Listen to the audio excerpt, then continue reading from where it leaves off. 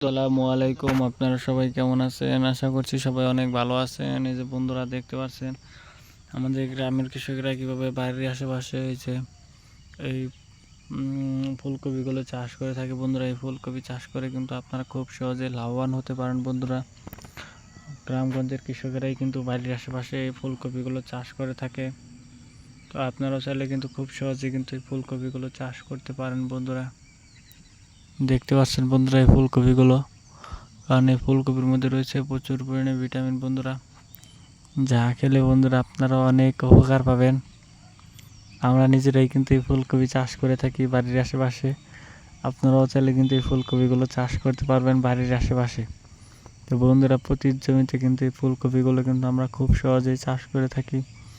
তো আপনারাও চাইলে কিন্তু খুব সহজেই কিন্তু বাড়ির আশেপাশে প্রতি জমিতে এই ফুলকপিগুলো কিন্তু চাষ করতে পারেন। বন্ধুরা, দেখতেই পাচ্ছেন বন্ধুরা, ফুলকপির মধ্যে রয়েছে প্রচুর পরিমাণে ভিটামিন। বন্ধুরা, এই ফুলকপির পাতা দিয়ে আপনারা কিন্তু চাইলে শাক ভাজি করেও খেতে পারবেন।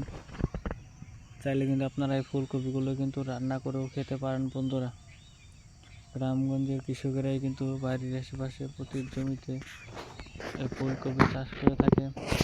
তো আপনারাও চাইলে কিন্তু গ্রামগঞ্জের কৃষকদের মতো বাড়ির আশেপাশে ফুলকপিগুলো চাষ করতে পারেন। বন্ধুরা, তো বন্ধুরা, যদি আমাদের এই ভিডিওটি ভালো লেগে থাকে তাহলে বন্ধুরা অবশ্যই আমাদের এই ভিডিওতে একটি লাইক করবেন এবং কমেন্টে আপনাদের মতামত জানাবেন। ধন্যবাদ আপনাদের সবাইকে। আসসালামু আলাইকুম।